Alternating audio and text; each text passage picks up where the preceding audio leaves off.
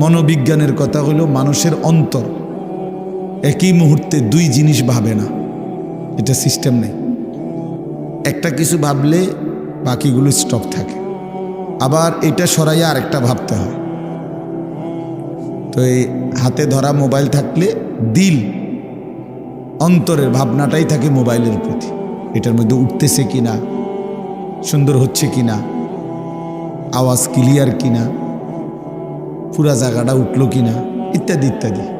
মানে এইটাই বারবার মনে হয়। তো এতে করে বেচারার নিজের কোনো ফায়দা হয় না। দ্বিতীয় আরেকটা সমস্যা হলো একদম সাথে যে 2-3 জন বসে তাদের নজর বারবার ওই মোবাইলের দিকে যায়, ফলে ওই বেচারারাও ওই মানুষরাও আল্লাহর কথা মনোযোগ দিয়া শুনতে পারে না, ক্ষতি হয়। এজন্য এটা খুব গুরুত্বপূর্ণ। যথাযথ আন্তরিকতা জিন্দিগি বদলায়, জীবন পরিবর্তন হওয়া, এটা হলো বড় বিষয়।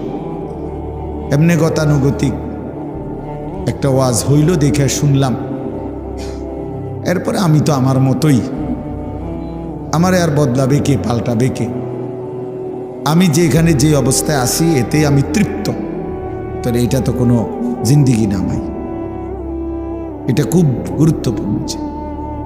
আমি যদি মোটেই নিজের মধ্যে কোনো প্রেরণা অনুভব না করি, অনুভূতি নাই, তাইলে লাভ হলো কি?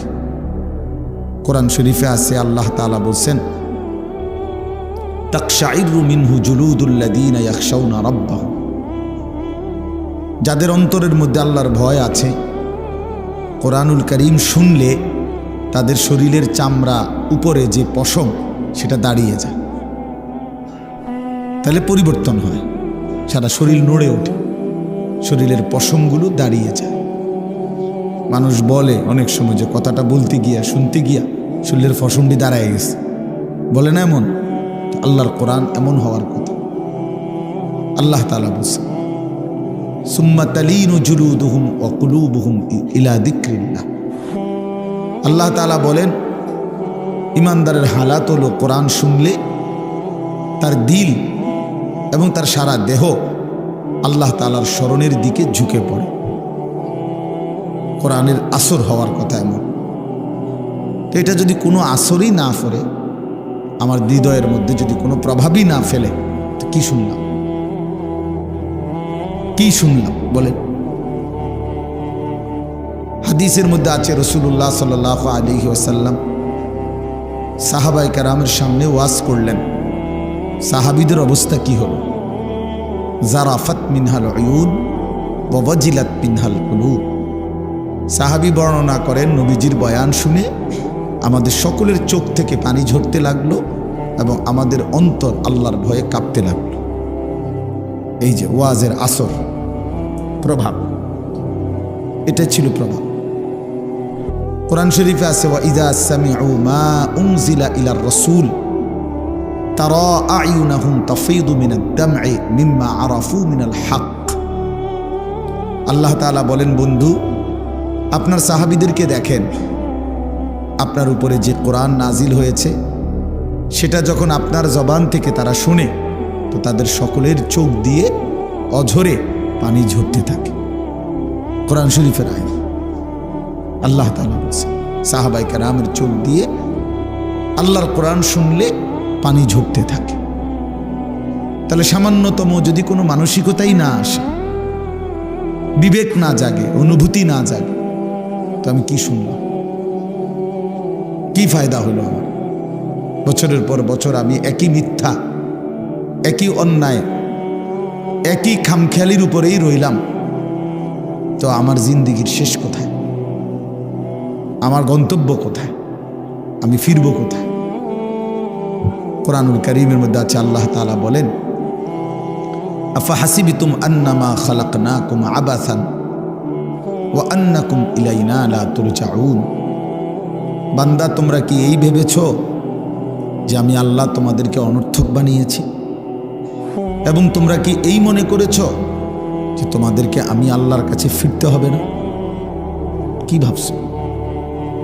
আল্লাহ তাআলা দুইটা প্রশ্ন করছে যে বান্দা বলো তুমি কি এই মনে করছো যে আমি তোমাকে বেহুদা বানাইছি, কোনো উদ্দেশ্য নাই?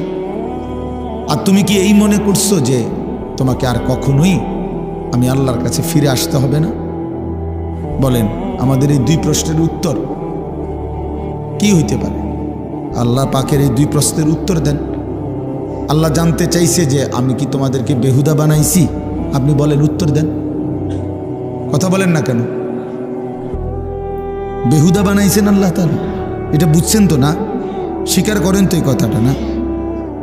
তো এবং এ কথাও আল্লাহ জানতে চাইছে, তোমরা কি এই ভেবেছ যে আমি আল্লাহর কাছে তোমাদেরকে ফিরতে হবে না? কি ভাবছেন এটা? ফিরতে হবে না? তাইলে এবার মরেন, এবার হিসাব করেন যে এই আলোকে আপনার পরিকল্পনা কি? এতটুকু কি বুঝলেন যে আমার যেহেতু আল্লাহ, আমি যেহেতু বুঝলাম আমাকে যেহেতু আল্লাহ তাআলা বেহুদা বানায় নাই, কেন বানাইলেন? তো এটা কি ভাবা, এটা নিয়ে চিন্তা করা? ওই বেটা, এই ছেলে, বলছি না বেটা মোবাইলে করতে না, ফালতু কোথাকার বেটা।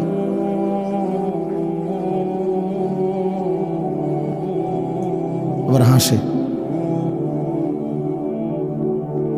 তো বলেন, আপনি হিসাব মিলান। এটুকু বুঝা দরকার। কোরআন শরীফ আছে, ইন্না খালাকনাল ইনসানা মিন নুতফাতিন আমশাজ নাবতালিহি। আল্লাহ তাআলা বলেন, আমি মানুষকে স্বামী স্ত্রী উভয়ের মিশ্র বীর্য থেকে, উভয়ের বীর্য একত্র করে সৃষ্টি করেছি। কেন? নাবতালিহি, পরীক্ষা করার জন্য। আখিরাতে আমার বান্দা জান্নাতে যেতে চায় না জাহান্নাম, এই পরীক্ষার জন্য। নাবতালিহি, আপনি মনোযোগ দিয়ে শোনেন, ভালো হবে, তাহলে সময়টা কাজে লাগবে। প্রচণ্ড ঠান্ডা, দারুণ কুয়াশা, এর ভিতরে দিয়েই বসছেন, কাজে সময়টা যেন কাজে লাগে। আল্লাহ তাআলা কোরআনুল কারীমের মধ্যে বলছেন, ইন্না জাআলনা মা আলাল আরদি জিনাতাল লাহা লিনাবলুয়াহুম আইয়ুহুম আহসানু আমালা। এই গোটা জমিন আমি আল্লাহ তাআলা সুন্দর করে সাজিয়েছি, সৃষ্টি করেছি। এমন চমৎকার সেটিং আমি আল্লাহর। ফুল এত সুন্দর, ফল এত সুন্দর, গাছ এত সুন্দর, মাছ এত সুন্দর, আকাশ এত সুন্দর, জমিন এত সুন্দর, সূর্য এতটা সুন্দর, চাঁদ এতটা সুন্দর। আমার সব সৃষ্টি সবই সুন্দর, সব সুন্দর। কালোটাও সুন্দর, সাদাটাও সুন্দর। অন্ধকার না থাকলে আপনি আলোর কদর কেমনে বুঝতেন? আলো না আসলে আপনি অন্ধকারের কদর কি বুঝতেন? কালোটা পছন্দ হয় না, অন্ধকার না হোক, তাহলে আপনি ঘুমান দেখি। প্রখর রৌদ্রের মধ্যে আপনি আরামের ঘুম কেমনে ঘুমাইবেন? তাহলে আলোটা উপার্জনের জন্য যেমন দরকার, অন্ধকারটা তো প্রচণ্ড ঘুমের আরামদায়কের জন্য খুব দরকার, দরকার না? তাহলে সবটাই তো দরকার। তো আল্লাহ তাআলা বলেন, আমার সব সুন্দর, আমার সবটাই সুন্দর। আমি আল্লাহ তাআলা জিনাত, সৌন্দর্যময় করে আমি আল্লাহ তাআলা সাজিয়েছি। কেন? লিনাবলুয়াহুম, ওই একই প্রশ্ন উত্তর, তোমাদেরকে পরীক্ষা করার জন্য, পরীক্ষা করার জন্য। ফুল দেখে, ফল দেখে, গাছ দেখে, মাছ দেখে, দুনিয়া দেখে তুমি শুধু দুনিয়াতেই ডুবে গেলা, নাকি এর পিছনে যিনি সৃষ্টিকর্তা তাকে মনে করলা? ওয়াতাফাক্কারুনা ফি খালকিস সামাওয়াতি ওয়াল আরদ। আল্লাহ তাআলা বলেন, প্রিয় বান্দা তারা যারা আসমান ও জমিন নিয়ে ফিকির করে, ফিকির করে, ভাবে, ভাবে, চিন্তা করে কে বানাইলেন এমন সুন্দর করে। এবং চিন্তা করতে করতে মনের অজান্তে একসময় মহব্বতে, ভালোবাসায় আল্লাহ পাকের পরিচয় পায়। আর তখন আল্লাহকে ডেকে বলে, দোয়া করে, রব্বানা মা খালাকতা হাযা বাতিলান, আয় মাওলা, এ গোটা সৃষ্টি আপনি কোনোটাই অনর্থক বানান নাই। সুবহানাকা, আমি আপনারই প্রশংসা করছি। ফাকিনা আযাবান নার, আমারে আপনি জাহান্নাম থেকে মুক্তি দিয়ে দেন। হাদিসের মধ্যে আছে, এক সাহাবী একদিন রাত্রিবেলা পূর্ণিমার চাঁদের নিচে মরুভূমির বালুর মধ্যে শুয়েছিলেন। তো আসমানের চারা, চাঁদ এবং তারার দিকে অনেকক্ষণ তাকাইছে। তাকাইয়া নিজে নিজে বলছে, আইয়ুহাল কামার ওয়া আইয়ুহাল কাওয়াকিব, হে চাঁদ হে তারকারাজি, এ ডাক দিছে আর কি, এগুলার ডাক দিয়া বলছে ইন্না লাকুম রব্বান ওয়া ইন্না লি রব্বান, তোমাদের একজন রব আছে, আমারও একজন রব আছে। আর শোনো, রব্বি ওয়া রব্বুকুম ওয়াহিদ, তোমাদের রব আর আমার রব একজনই, তিনি আল্লাহ। এরপরে বলছে আল্লাহুম্মা গফিরলি, আল্লাহ আপনি আমারে মাফ করে দেন। রাসূলুল্লাহ সাল্লাল্লাহু আলাইহি ওয়াসাল্লাম বলছেন সাহাবীকে ডেকে, আল্লাহ তাআলা তোমার এই অসাধারণ বলার ঢং দেখা এত খুশি হয়ে তোমার পুরা মাফ করে দিছে।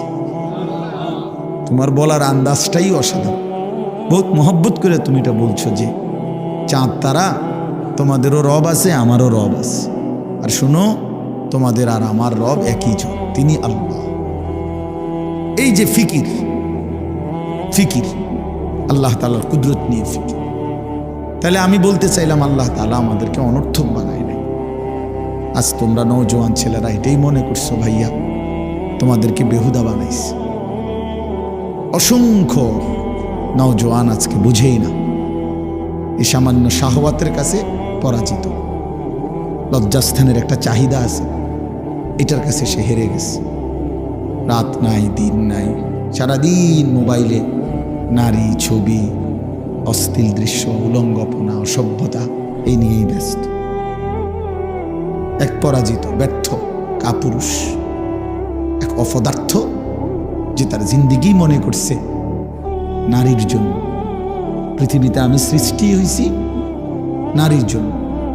আস্তাগফিরুল্লাহ। এতটা ফালতু মানুষ এখানে, এতটা ফালতু। কেউ যদি মনে করে আমার দুনিয়া বানাইছে ভাত কতটি খাওয়ানোর জন্য, তো এটা কোনো কথা হইল? তো খাবারের চাহিদা, এটাও তো একটা চাহিদা। পানির চাহিদা, তৃষ্ণা, এটাও তো একটা চাহিদা। লজ্জাস্থানের চাহিদা, এটাও তো একটা চাহিদা। তো শুধু এটা পূরণের জন্যই আমারে বানাইছে?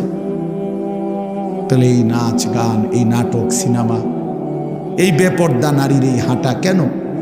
শাহওয়াতের কারণে। যৌন চাহিদা, যৌন প্রবৃত্তি, এটা পূরণের জন্য।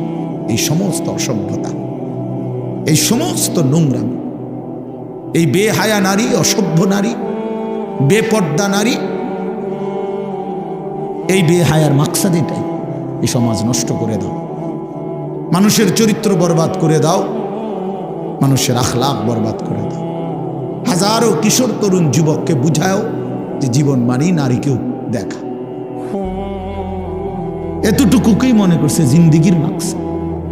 হায় হায় আহাম্মক, তারে তার কি শিখাইলো, পড়লো কি?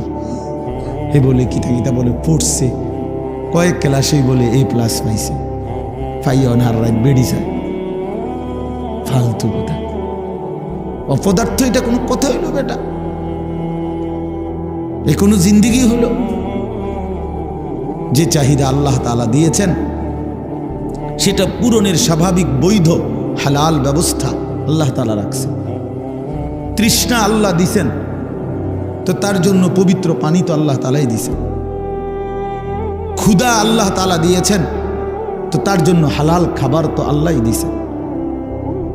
তো লজ্জাস্থানের চাহিদা আল্লাহই দিয়েছেন, তো সেটা পূরণের জন্য হালাল স্ত্রী আল্লাহই ব্যবস্থা রাখছেন। সেটা যথাসময়ে মিলে যাবে। এটার জন্য কুত্তার মতো অনেক কি আছে, হারাদিন জেনে মাই হইত বেড়িত, এটার ফিসে ফিসে কুত্তার মতো হাঁটে কত। ওই কি রে, আয় হায় রে হাইওয়ান, হায় রে জানোয়ার, তো এই জন্য বানাইছে তোরে খোদা? বেউকুফ, এটা কোনো কথা হইল?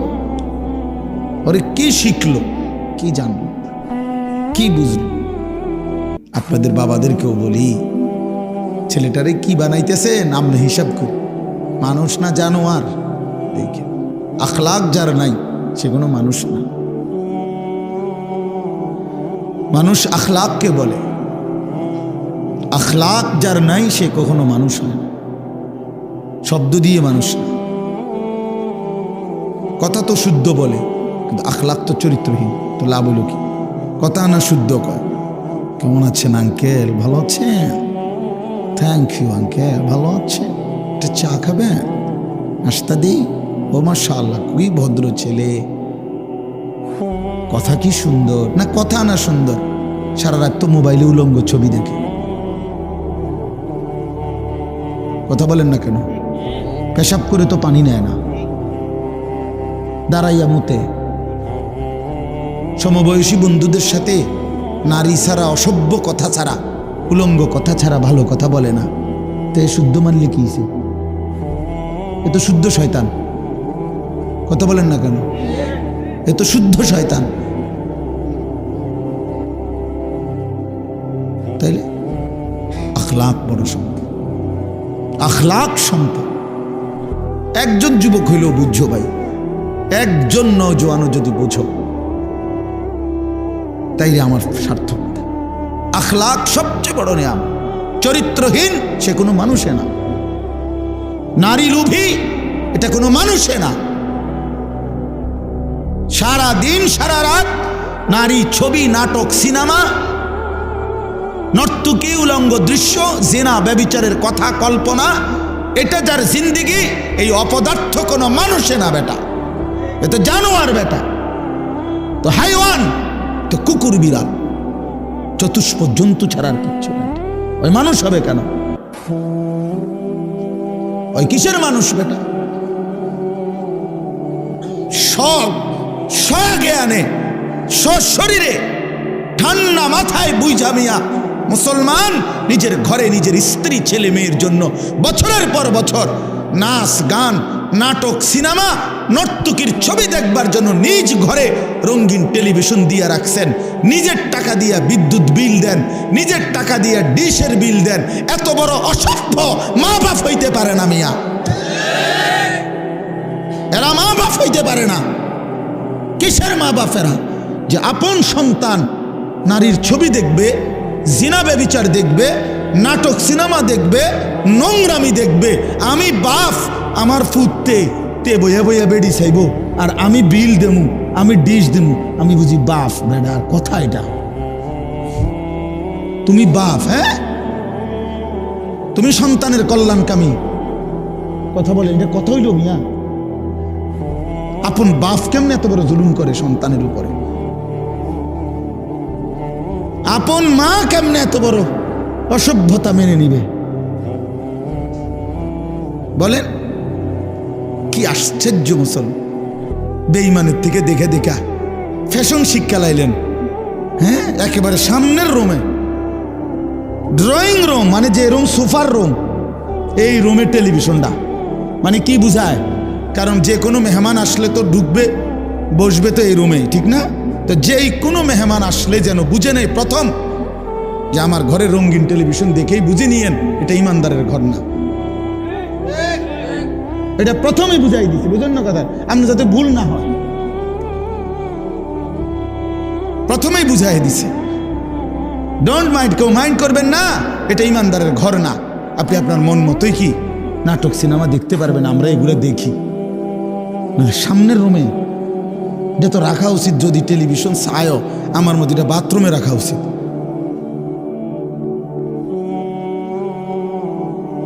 টয়লেটের ভিতরে রাখা উচিত, তাহলে ওইখানে আর অন্য কোনো মানুষ যাবে না। তাও ভিতরের বাথরুমে, সামনেরটা না। আস্তাগফিরুল্লাহ। আখলাক শিখেন, আখলাক শিখেন। পরের বছর আর দাওয়াত দিয়েন না, কিন্তু এই বছর শুনলাম, বুঝেন না কথাটা?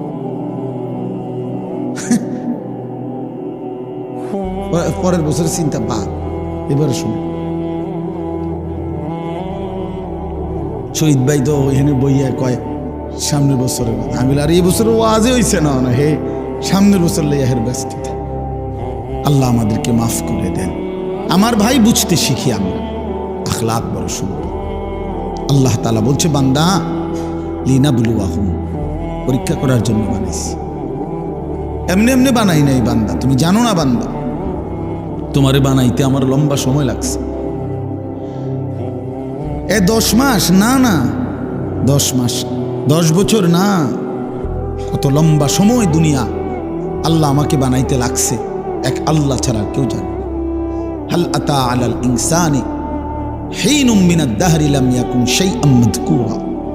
আল্লাহ বলে, বান্দা তুমি জানো না যুগের পর যুগ আমি আল্লাহ তাআলা তোমাকে সৃষ্টির পিছনে ব্যয় করেছি, কিন্তু তুমি উল্লেখ করার মতো কোনো বস্তু ছিলে না। পৃথিবীর কোনোখানে তোমার নাম নিশানা, কোনো আদমশুমারি, কোনো অফিসে, কোনো আদালতে, কোনো কম্পিউটারে, কোনো গুগলে কোথাও সার্চ দিলে তোমার নাম ঠিকানা পাইতা না। এমন লম্বা সময় আমি আল্লাহ তাআলা মানুষকে সৃষ্টি করেছি মাটি থেকে, আর সেই মাটিটা আমি কতদিন তোমার জন্য এই পৃথিবীতে, তোমার সৃষ্টির উপাদান যেই মাটিতে, সেটা কতদিন আমি জমিনে রাখছি এই কায়নাতের কেউ জানে না, আমি শুধু জানি। কথা বলেন, আল্লাহ তাআলা আমাদেরকে প্রথম কিসের থেকে সৃষ্টি করছেন? তো সেই মাটিটা কোন দিন থেকে? রবিবার থেকে নাকি? তো তাইলে ভাবেন মাটিটা কত দিন থেকে, এই জমিনের এই যে মাটি, এটা যে কত বছর থেকে? 30 বছর, 300 বছর আমরা জানি কেউ, 3000 বছর আমরা জানি কেউ, আল্লাহই ভালো জানে। তাহলে মাটির উপাদান থেকে আল্লাহ তাআলা বলেন আমি মানুষকে সৃষ্টি করেছি। ওয়ালাকাদ খালাকনাল ইনসানা মিন সুলালাতিন মিন তিন, মাটি থেকে। সেই মাটি আল্লাহ বলে, বান্দা কতদিন আমি জমিনে সংরক্ষণ করছি তোমারে বানাবো বলে, তুমি জানতে না, আমি জানতাম। আমি জানতাম একদিন আমি সেই মাটি থেকে নির্দিষ্ট পরিমাণ খাবার উৎপাদন করেছি, সেই খাবারের কণিকার ভিতরে তুমি ছিলে। সেখান থেকে একটি নির্দিষ্ট পরিমাণ খাবার তোমার বাবা ভক্ষণ করছে, তোমার বাবা খাইছে। সেখান থেকে আমি আল্লাহ তাআলা তোমার বাবার বীর্য তৈরি করছি, সেখানে তুমি ছিলা। সেখান থেকে নির্দিষ্ট একদিন বাবা মায়ের মিলনে উভয়ের বীর্য আমি একত্রিত করে মায়ের জরায়ুতে আমি স্থাপন করেছি, সেখানে তুমি ছিলা। সেখান থেকে এই এক ফোঁটা বীর্যের উপরে আমি আবার 10টা মাস 9টা মাস আবার কাজ করছি।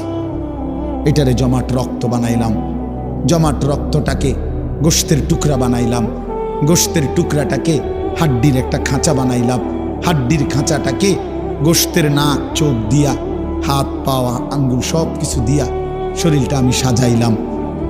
এরপরে রূহ ফুঁকে দিয়ে একদিন মায়ের পেট থেকে এই পৃথিবীর আলো বাতাস দেখাইলাম।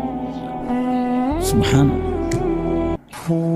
হাল আতা আলাল ইনসানি হিনুন মিনাদ দাহর লাম ইয়াকুন শাইআম মাযকুরা, নাম নিশানাবিহীন, পরিচয় নাম ধাম বিহীন বান্দা, যুগের পর যুগ তুমি ছিলা। আমি তোমাকে ধীরে ধীরে প্রসেসিং করে এই পৃথিবীর মধ্যে এনেছি। তুমি এমনি ভুলে গেলা আমারে, এমনি ভুলে গেলা। হায় হায় বান্দা, এত বড় নাফরমান কেমনে হল? একটাবারও জিজ্ঞেস করলা না আমারে আল্লাহ আপনি কেন বানাইলেন? ওয়া নুকিররু ফিল আরহামি মা নাশাউ ইলা আজালিম মুসাম্মা, কোরআন শরীফে আছে। আল্লাহ বলেন মায়ের জরায়ুতে আমি আমার ইচ্ছা মতো, আমার পছন্দ মতো একটি নির্দিষ্ট সময় আমি আল্লাহ তাআলা মানব সন্তানকে রেখেছি। সুম্মা নুখরিজুকুম তিফলান, অতঃপর আমি আল্লাহ একদিন তোমাকে একটা শিশু, তিফল মানে শিশু, শিশু এক বাচ্চা হিসাবে মায়ের পেট থেকে বের করেছি। সুম্মা লিতাবলুগু আশুদ্দাকুম, অতঃপর ধীরে ধীরে ওই দুর্বল বাচ্চা শরীরটার মধ্যে শক্তি মজবুত করতে থাকছি। হ্যাঁ, আস্তে আস্তে আস্তে আস্তে আগাইতে থাকছ। এরই মধ্যে অমিনকুম মান মুতাওয়াফফা, এই শক্তি হইতে হইতে কিশোর তরুণ যৌবন থাকতে থাকতে অনেককে মৃত্যু দিয়ে দিছি, আর অনেককে এই নিতে নিতে আবার কিছুদিন ছিল শক্তি, আবার দুর্বল করতে করতে অমিনকুম মান ইউরাদ্দু ইলা আরযালিল উমর, একটা সময় কাউকে কাউকে একেবারে বৃদ্ধ, দুর্বল, অক্ষম বয়স বানায় দিছে। আল্লাহ তাআলা বলে সবটা আমি করেছি বান্দা, আমি করেছি, পুরাটা কার্যক্রম আমি করেছি। তুমি ভেবে দেখো। আচ্ছা আপনারাই ভাবেন না, ছেলেরা ভাই তোমরাই ভাবো ভাই, ছোটবেলার যে কোলের বাচ্চা, ওই যে পিচ্ছি পিচ্ছি হাত আছিল, ছোট ছোট দুর্বল, নিশ্চয়ই এখন যাদের 16 বছরের হাত, এগুলো তো আগের ঠিক খুললেই তো নতুন ডি লাগাইছে, ঠিক না? এখন যারা বুড়ো হয়ে গেলেন, চাচা আপনার যে জোয়ান কালে যে শক্তিশালী হাত ছিল, এটি খুলে লাইছে না? না, এটা সেই বাচ্চাকালের হাত, এটাই আজ যৌবনকালের হাত ছিল, আজকে সেটাই বৃদ্ধকালের হাত হইছে। আল্লাহ তাআলা বলেন একই অঙ্গে এই বৈচিত্র্যময় কাজটা আমি করেছি, তো তুমি আমারে ভুলে গেলা কেন? একটা বার হায় আমি তো এক দুর্বল বাচ্চা ছিলাম, আমি তো সবল হইলাম, আজ আমি আবার দুর্বল হইলাম। হায় হায় আমার ইচ্ছা ছাড়া, আমার সিদ্ধান্ত ছাড়া, আমার পরিকল্পনা ছাড়া কে আমারে দুর্বল করে দিল? আমি ছিলাম তো সবল, আমি তো চোখে পরিষ্কার দেখতাম বন্ধু, এখন আমি চশমা ছাড়া ছোট লেখা দেখি না, আমি কোমরে কোনোদিন ব্যথা অনুভব করি নাই, এখন আমি সারাদিন কোমরে ব্যথা পাই, আমি কোনোদিন গলায় ব্যথা বুঝি নাই, ঠান্ডা কি জিনিস আমি বুঝি নাই, আমি প্রচণ্ড শীতের মধ্যেও ঠান্ডা বোতল আপনার 7 আপ কোক এরকম ওয়াজে ঠান্ডার মধ্যেও ওয়াজ শেষ করে আস্তা বোতল ফ্রিজের আমি একসময় খাইতাম, সেই আমি প্রচণ্ড রৌদ্রের মধ্যে গরমের মধ্যেও ঠান্ডা কিছু এখন আর খাই না, আমার গলা আটকায়া যায়। কে আমারে এমন দুর্বল বানায় দিন? আমি তো চাই নাই বাপ, আমি তো চাই নাই। আমি আজকেও ডাক্তারের সাথে কথা বলছি, চোখের ডাক্তার, যে এই সপ্তাহে আগামী মঙ্গল বুধবার আমারে দেখে দেওয়ার জন্য আরেকবার, যে আমার মনে হইতেছে আমার চশমার পাওয়ার আবার বাড়াইতো, আরেকটু বাড়াইতো, আর মনে হইতেছে।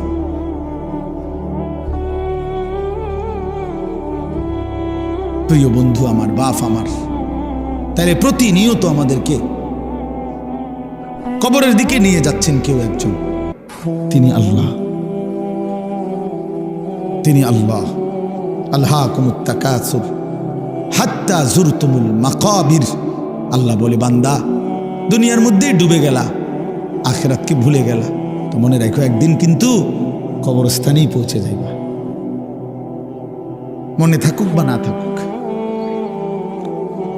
আখিরাতকে যদি মনেও রাখো, 5 ওয়াক্ত নামাজও যদি প্রতিদিন পড়ো, তাইলেও একদিন মরে যাইবা, আর প্রতিদিন নাফরমানি করলেও মরেই যাইবা।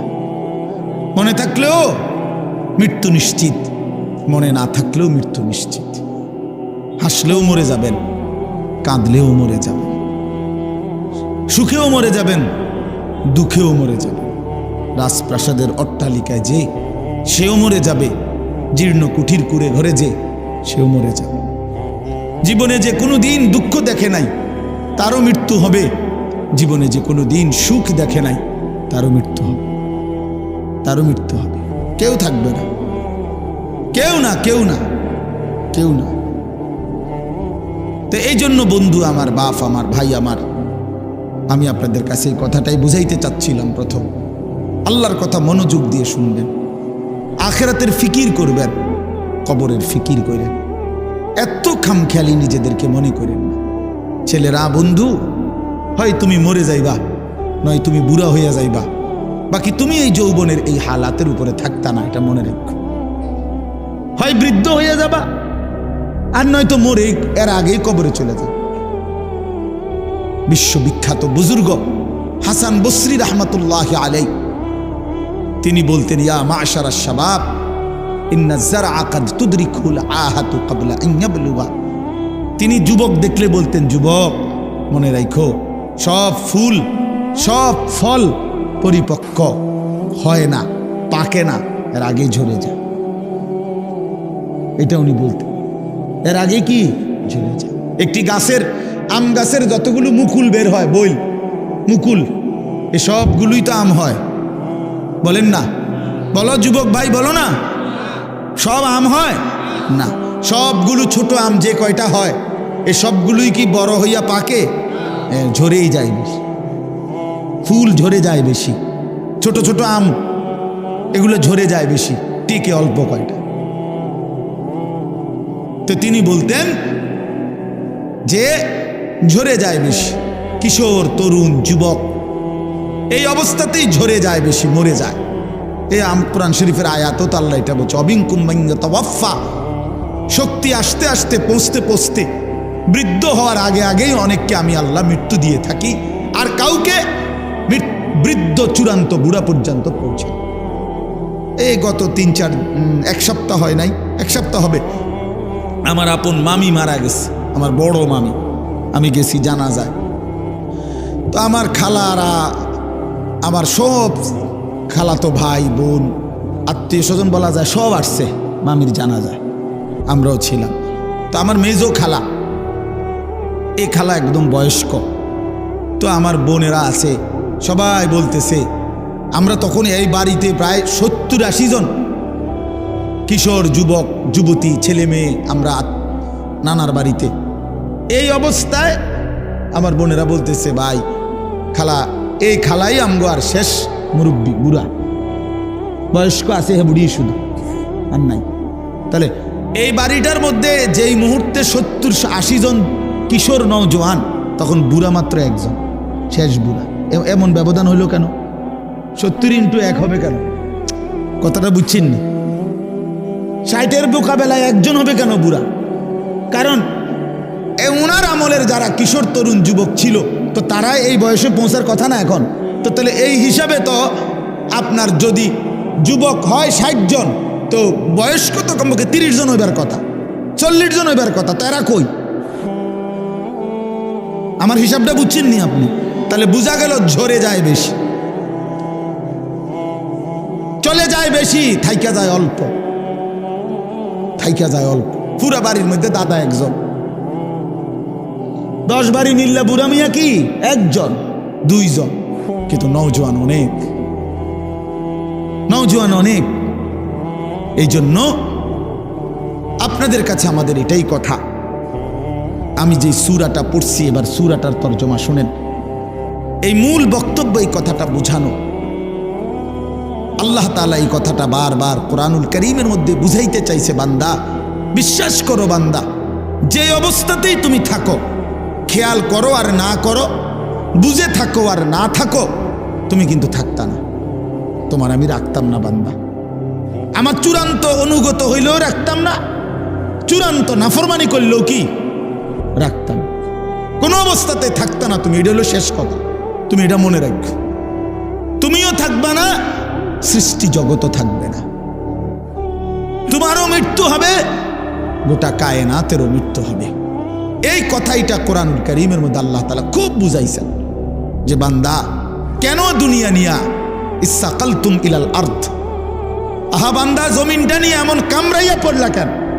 ইসসাকালতুম অর্থ এইটা মানে কামড়াইয়া ধরা। আমি যাইতাম না, বাচ্চা যেরকম অনেক সময় ধরে না, আমি যাইতাম না, এতে এমন ভাবে ধরছে যে এতে আর সরানে যায় না। ছাগল যেভাবে খুঁট দেয়, ছাগলের খুঁট দেওয়া বুঝিন, ছাগল যে এরকম পাও দিয়া খুঁট দিলে বাপরে বাপ, আরেক ছাগল দিয়েও এতে সরান যেত না। বহুত আমার জীবনে একবার ছোট বোন, ওই চান্দলা, ব্রনফারা চান্দলা একটা জায়গা আছে, এই চান্দলা আমার বোন বিয়ে দিছি, ছোট বোন। ও কোরবানির ঈদের সময় মায় 2 দিন আগে আমারে কইছে যে টাকা দিছে, চান্দলার পাশে একটা জায়গা আছে 60 বাজার, ওইখান থেকে খাসি কিনা দিতাম, মানে বোনের শ্বশুরবাড়ি কিনা দিতাম আর ঈদ কোরবানি উপলক্ষে। তা আমি বোনের শ্বশুরবাড়ি গিয়ে তালুইরে নিয়া বলছি চলেন একটা খাসি কিনবো তালুই। তো চালুই বয়স্ক মানুষ, খাসিটা কিনার পরে আমি হাবড়ারে কইলাম, তালুই অল্প দূর রাস্তা, 60 থেকে আর চান্দলা যাইতে নাই তো 10-15 মিনিট 20 মিনিট লাগবে, আরও আগের কথা। ওই সময় আমি কামেলে পড়ি, 2003 সাল বা 4 সাল এরকম হবে। তো আমি হাঁটাইয়া নিয়ে যেতে পারবো ছাগল, এটা আপনি রিস্কে দিয়ে যান, আপনি বয়স্ক মানুষ। আহা, আমার 14 গোষ্ঠীর কোনো পাপের কারণে আমি এটা ধরছি। আমি শেষ পর্যন্ত অজরে মানে কাইন্দাই দিছি। আমি তো জানি না আগে কোনো সময়, ধরছিও না, জানিও না, এটা যে এরকম খোঁট দেয় এই কথাটা আমি জানতাম না। কি পরিমাণ কষ্ট করে বিশ্বাস করেন এটা আনছি, এই কদ্দুর জায়গা বাড়িতে আইনা আমার বোনে ধর, ভাই কইছে তোর খাসি রে, ধর তোর খাসি, তো এটা যে তার হাতে দিছি, বোনের কইছি ধর, এটা ধর যা, এ কইয়া যে আইসা লাইছি, ভাতও খাইছি না, জিদ দে। তাইলে কি বোঝা গেল? এইভাবে খুঁট দিয়া ছাগলের খুঁটির মতো আল্লাহ বলছি সাকালতুম ইলাল আরদ, হায় বান্দা এভাবে বুঝি জমিন আঁকড়ায়া ধরল, এভাবে জমিন আঁকড়ায়া ধরলা। আরাদিতুম বিল হায়াতিদ দুনিয়া মিনাল আখিরা। এবার আল্লাহ বলে, বান্দা তাহলে কি তুমি আখিরাতের বিপরীতে দুনিয়ার এই জীবন পেয়ে খুশি হয়ে গেলা? যথেষ্ট তো খুশি? এক সেট সোফা সারবে তো? খালাস।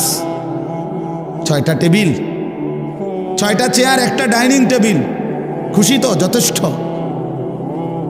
2টা ওয়াল শোকেস, 4টা খাট, 4টা তোষক, প্রতি ঘাটে 2টা করে বালিশ, 8টা বালিশ, চায়ের কাপ 1 ডজন, ভাতের প্লেট 1 ডজন, নুনের বাড়ি 4টা, আর 4 বাথরুমে বদনা 4টা। আর কি? কয় টাকার মাল? নাই তো 50 লাখ টাকার মাল করে? এত হবে না। আচ্ছা ধরেন, ধরলাম, ভাই ধরছে জন, আর কোনো আপত্তি নেই, ধরলাম, ধরেন 50 লাখ টাকার মাল। তো 50 লক্ষ টাকার মালের জন্য হায় মুসলমান 60 বছরের হায়াত শেষ, 50 বছর শেষ। এত মিথ্যা, এত চুরি, এত 2 নম্বরি, এত সুদ, এত ঘুষ, এত কিস্তি, এতবার ওজনে কম দিলেন, এতগুলো মিছা কথা কইলেন, এত বাটপারি করলেন, এই কদ্দুর ফার্নিচার আর আসবাব, এটুকু দুনিয়ার জন্য? হায় হায়, বড় অল্প দামে নিজের বেচা দিলেন, বড় অল্প টাকায় শেষ করে দিলেন হায়াত বন্ধু, বড় অল্প দামে নিজের জীবন শেষ করে দিলেন, খুব কম দামে। এক সুস্থ সবল মুসলমান এত কম দামে নিজের বেচার কথা না। এইটুকু সামান্য দুনিয়ার জন্য 1 ওয়াক্ত নামাজ পড়ার টাইম নেই। একটা অটো চালায়, বেচারার নামাজের সময় নেই। একটা সিএনজি চালায়, বেচারার নামাজের টাইম নেই। কদ্দুর সাদওয়ানদারি করে, এবারে নামাজের টাইম নেই। 12,000 টাকা বেতনের একটা চাকরি করে, নইলে 20,000 টাকা বেতন। হায় হায় মুসলমান, 20,000 টাকা, তাও 1 মাসে, প্রতিদিন না, 1 মাসে 20,000 টাকা বেতন। এইটুকুর জন্য আল্লাহ তাআলার 1 ওয়াক্ত নামাজ আদায় করে না। হায় মুসলমান, এত বড় পাষাণ কেমনে হইলেন? কেমনে হইলেন বলেন? আল্লাহ নবী সাল্লাল্লাহু আলাইহি ওয়াসাল্লাম বলছেন, লা সাজদাতুন ওয়াহিদাতুন খায়রুম মিনাদ দুনিয়া ওয়া মা ফিহা।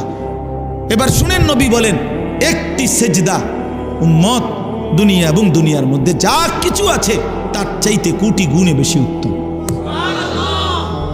কয়টি সেজদা? 1 সেজদায় কয় রাকাত? 1 রাকাতও না। 1 সেজদা দিলে কি 1 রাকাত? 1 রাকাতও না, একটাই সেজদা। লা সাজদাতুন ওয়াহিদাতুন, একটি সেজদা। আল্লাহর কসম নবীজি বলছে, বুখারী মুসলিমের হাদিস। আল্লাহর নবী বলছে 4টা কালেমা একবার বলা, 4টা কালেমা আপনি বলেন, সুবহানাল্লাহ, আলহামদুলিল্লাহ, আল্লাহু আকবার, লা ইলাহা ইল্লাল্লাহ। রাসূলুল্লাহ সাল্লাল্লাহু আলাইহি ওয়াসাল্লাম বলেন, এই 4টি কালেমা একবার বলা পৃথিবীর যত কিছুর উপরে সূর্যের আলো পড়ে সবটার যা দাম, আমি রাসূলের কাছে তার চাইতে বেশি দাম। বলেন, কি ধরলেন? কি হারাইলেন? কি হারাইলেন? 1 ওয়াক্ত নামাজের মূল্য কত? ফজরের 2 রাকাত সেজদার মূল্য কত? রাসূলুল্লাহ সাল্লাল্লাহু আলাইহি ওয়াসাল্লাম বলছে, রাকাআতাল ফজরি খায়রুম মিনাদ দুনিয়া ওয়া মা ফিহা। ফজরের 2 রাকাত সুন্নত। হ্যাঁ, হাদিস। দুনিয়া এবং দুনিয়ার মধ্যে যা কিছু আছে তার চাইতে কোটি গুণে বেশি উত্তম। তো ফজরের ফরজ 2 রাকাত, এটা তো আরো আছে, এটা তো রয়েছে, কতটা বেশি। কুল মা ইনদাল্লাহি খায়রুম মিনাল লাহবি ওয়া মিনাত তিজারা। কোরআন শরীফ আছে। একবার জীবনে সাহাবীরা প্রথম দিকে নবীজি সাল্লাল্লাহু আলাইহি সাল্লাম জুমার খুতবা দিচ্ছিলেন। জুমার নামাজের খুতবা ইসলামের প্রথমে শুরুতে জুমার নামাজের পরে হইতো, এটাই তাফসীর। মানে ঈদের খুতবা কখন হয়? নামাজের পরে।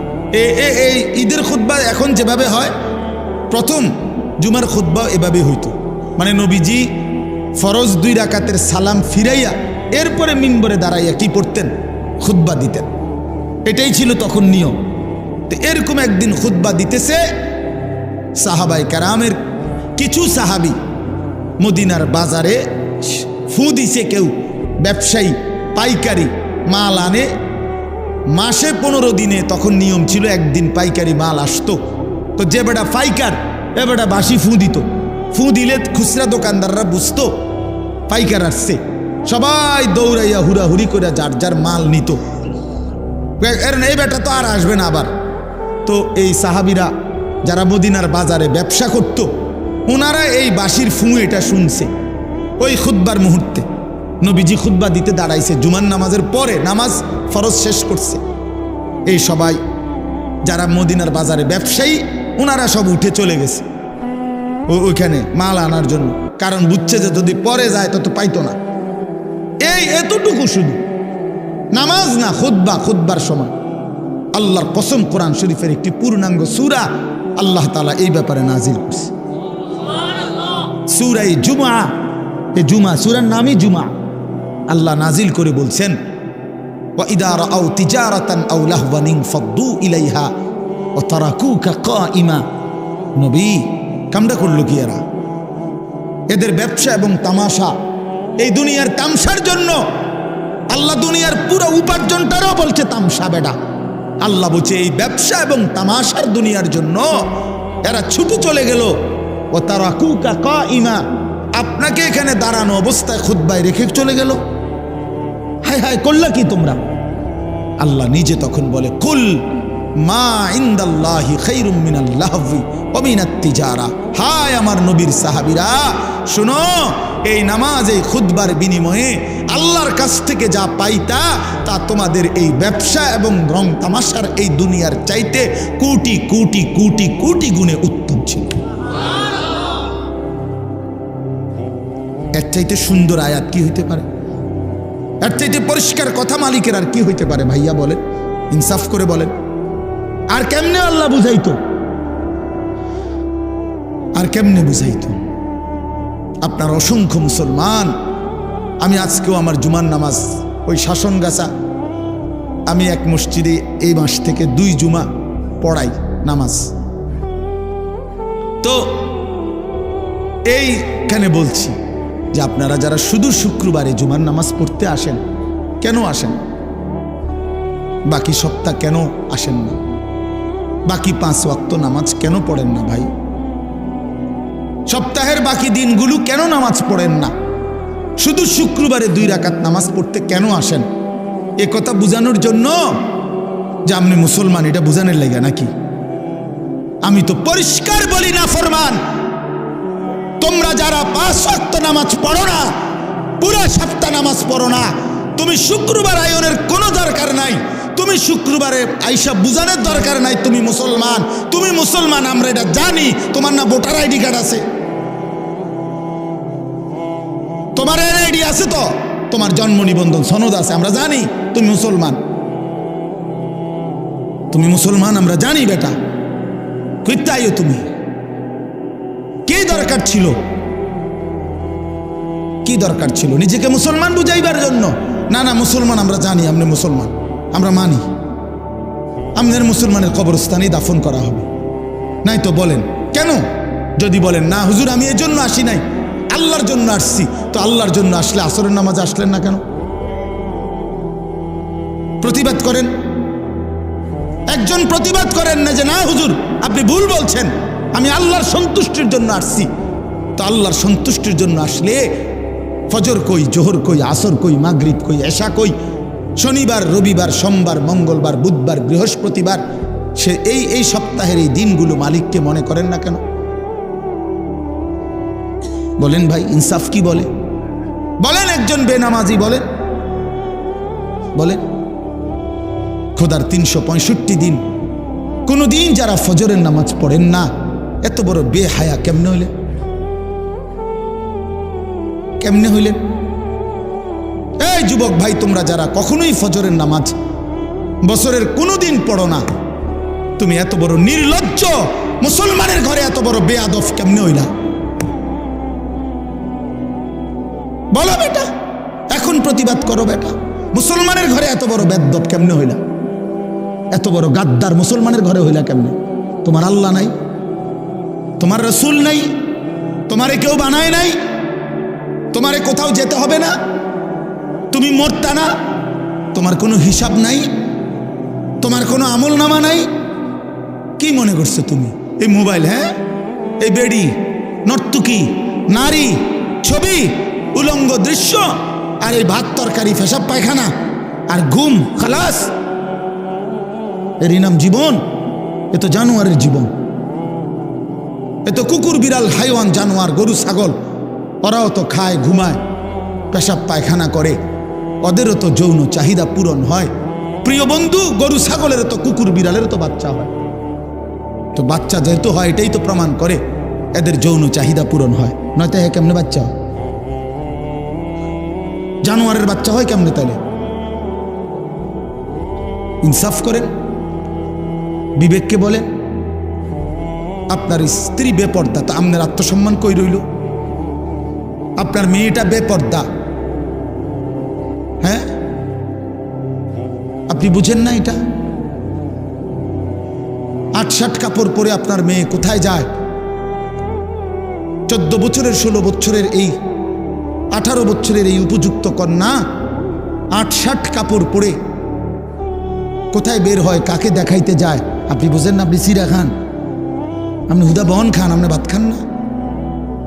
এতটুকু হায়া যেই বাপের নাই, তো তুমিও তো বেহায়া, তোমার মেয়েও তো বেহায়া। যে স্ত্রী বেহায়া, তার তো স্বামীও বেহায়া, স্ত্রীও বেহায়া, দুইজনেই তো বেহায়া বেটা তোমরা। নইলে আত্মসম্মান থাকলে, আত্মমর্যাদা থাকলে, পৌরুষ থাকলে, আমি বাইচা থাকতে আমার বউ বেপর্দা হবে বেটা, তো আমি বাইচা রইলাম কেন? আমি বাইচা থাকতে আমার মেয়ে বেপর্দা, তো আমি বাপ কিসের? আবার আমার বাপ কিসের? আমি স্ত্রী সন্তানের মধ্যে যদি দিন না থাকে, বিবি বাচ্চার যদি আখিরাত না থাকে বন্ধু, তো আল্লাহ তাআলা আমাদেরকে সংসার কেন দিলেন? পরিবার কেন দিলেন? স্ত্রী সংসার কেন দিলেন আমাদেরকে? যে নারী থেকে এত কিছু ভাবে উপকৃত হইলেন 40 বছর, সেই নারীকে এভাবে জাহান্নামের হাতে ছেড়ে দিলেন, এভাবে ছেড়ে দিলেন। ফিকির করেন, সিদ্ধান্ত করেন, কেমনি কি করবেন, ফয়সালা করেন। এই পৃথিবীতে প্রত্যেক মানুষের সামনে যখনই যে কোনো সমস্যা তৈরি হয়, সে তো প্রতিটা সমস্যার সমাধানের জন্য কোনো না কোনো কৌশল বের করে না? তো এর জন্য বাইর করেন, আপনি বুদ্ধি বাইর করেন, আপনি পরামর্শ করেন যে হুজুর আমার স্ত্রী বেপর্দা, আমি কি করতে পারি? আমার মেয়ে বেপর্দা, আমি কি করতে পারি? আমার ছেলে কোনো দিন ফজরের নামাজ পড়ে না, আমি কি করতে পারি? কোনো সমাধান নাই? ইসলামে কি কোনো সমাধান নাই? আল্লাহর কোরআনে কিছু নাই এ ব্যাপারে? তো আছে, তো আছে, তো আপনি সিদ্ধান্ত নেন, আপনি এগিয়ে আসেন, নিজেকে বাঁচান, বউ বাচ্চাকে বাঁচান, স্ত্রী সন্তানকে বাঁচান। খাট পালং আর সোফা ফার্নিচার এডি কোয়েন না, এডি কোয়েন, এডি হুদা, এডি থাকবে না। সোফা পুরানো হয়ে যায়, ফ্রিজ ডিস্টার্ব করে, আমি 3 বার বদলাইছি। ওয়াশিং মেশিন কিনছি, এইটা একবার দামি কোম্পানির, এটার ডিস্টার্বের যন্ত্র নাই, কুচিটা হালাই দো, লাত্তি দিয়ে হালাই দো, এটা ফালতু জিনিস একটা। তাইলে কি বোঝা গেল? দুনিয়া কোনোটাই জমাইয়া আপনি স্থায়ী হবে না, এটা ডিস্টার্ব করবে, ঠিকই না? বলেন না কেন? তো শুধু শুধু শুধু বললেন কেন, করলেন কেন? বাথরুমের প্লাস্টিকের দরজা এডি শুধু ভেঙে যায়, বলেন ঠিক নাই? যে প্লাস্টিকের দরজা যত জায়গায় দেখবেন, ওই সিটকারি ভাঙ্গা, নইলে এন্দিয়া গুদ্দুর ভাঙ্গা, এন্দিয়া সিটকারি লাগে না, সদর বদর। তো দুনিয়া তো একটা ফালতু জিনিস। 4 কোটি টাকার বড় লোকের বাড়িতে আমি গেছি, ডুপ্লেক্স বাড়ি, বাথরুমের দরজার সিটকারি নাই। সিটকারি আছে মানে ওই বল্টুটা নাই, শুধু এই জিডের মধ্যে সিটকারিটা লাগায়, এই কদ্দুর জায়গাটা নাই। কারণ আমি বসুন কেমনে? এই বাথরুমে আমি বসলে কেউ যদি দরজাটা ঠেলা দেয়, বলেন শেষে বালতির মধ্যে পানি দিয়া বালতিটারে দিয়ে দরজা ঠেলা দিছি, তারপরে মরছি। দুনিয়া ধোকা না বলেন? ধোকা, দুনিয়া ধোকা, এই আসবাব ধোকা, ধোকা বন্ধু, ধোকা। আমি খোলামেলা বললাম এই জন্য, আপনি ভেবে দেখেন ধোকা। আপনি কতবার পাল্টাইছেন দুনিয়া? আপনার ঘরের সামান আপনি কতবার পাল্টাইলেন? আপনার বিবির ওই পাউডার শুনু তারে বলেন, এই বেপর্দা নারী, এই পাউডার ফেয়ার এন্ড লাভলি লাগাইয়া 1 ঘন্টা সাইজা গেলা, আবার যে তুমি আইসা এগুলা ধুইয়া লাইতেছ, নিজেই হালাই দিতেছ নিজের পাউডার, নিজের পাউডার ফেয়ার এন্ড লাভলি এগুলো নিজেই ধুইয়া সব মুছে ফেলে দিলা, তো তুমি কি বুঝো না একবারও এগুলো ধোকা? আসল হইলে তো তুমি রাইখা দিতা। হায় দুনিয়া, হায় দুনিয়া আমাদেরকে ধোকা দিল। দুনিয়া আমাদেরকে বারবার ধোকা দিছে বন্ধু, দুনিয়া ধোকা দিছে। আমার বাপও থাকতে চাইছে, বাপ নাই। দুনিয়া আমার দাদাও থাকতে চাইছে, আমার দাদা নাই। দুনিয়া আমার কতজন থাকতে চাইছে, আমার চোখে দেখা সেই মানুষগুলো কেউ নাই। আমার জলজ্জান্ত জ্যাঠারে আমি দেখছি, সমাজ 1 সপ্তাহের মাথায় জ্যাঠা মারা গেছে। আমি দেখে আসার পরে 1 সপ্তাহ পরে আবার নিজে গিয়ে এই জ্যাঠার জানাজা পড়ছি। কবরের দিকে তাকাইয়া মনে পড়ছে, কবর যেন আমারে বলতেছে, আনিস তোর জ্যাঠারে বানাইবার জন্য আমি আমার কাছ থেকে একটু মাটি দিছিলাম, আজ আমার মাটি আমি আমার কাছেই ফেরত নিলাম। ওয়াফিহা নুঈদুকুম, আমি এখান থেকেই দিছিলাম, আজ আমি এখানেই ফেরত নিলাম। প্রিয় বন্ধু আমার, বাপ আমার, ভুল যেন না হয় বন্ধু। হাসলেও মরে যাবেন, কাঁদলেও মরে যাবেন, এ কথাই বলছিলাম। আল্লাহ তাআলা বলছে, বান্দা একদিন এই পৃথিবীও ধ্বংস হয়ে যাবে, এই সুন্দর সাজানো দুনিয়া আমি রাখবো না। একটা কথা আল্লাহ তাআলা একবার বলে নাই, বারবার বলছে। কতভাবে যে বলছে বিশ্বাস করেন, আমি যদি একটা আয়াত বলতে পারতাম, কতভাবে আল্লাহ তাআলা এই কথাইটা বলছে, রে বান্দা আমি রাখবো না, রাখবো না, দুনিয়া রাখবো না। ইজা সামাউন ফাতারাত, ইজা সামাউন শাক্কাত, ইজা শামসু কুব্বিরাত, আম্মা ইয়াতাসাআলুন আনিন নাবাইল আযীম, ইজা ওয়াকাতিল ওয়াকিআ, হাল আতাকা হাদিসুল গাশিয়া, লা উকসিমু বিয়াউমিল কিয়ামা, আল কারিআতু মাল কারিআ, আল হাক্কাতু মাল হাক্কা, ইয়া আইয়ুহান নাসু ইত্তাকু রাব্বাকুম ইন্না জালজালাতাস সাআতি শাইউন আযীম। বান্দা আমি রাখবো না, রাখবো না, রাখবো না, রাখবো।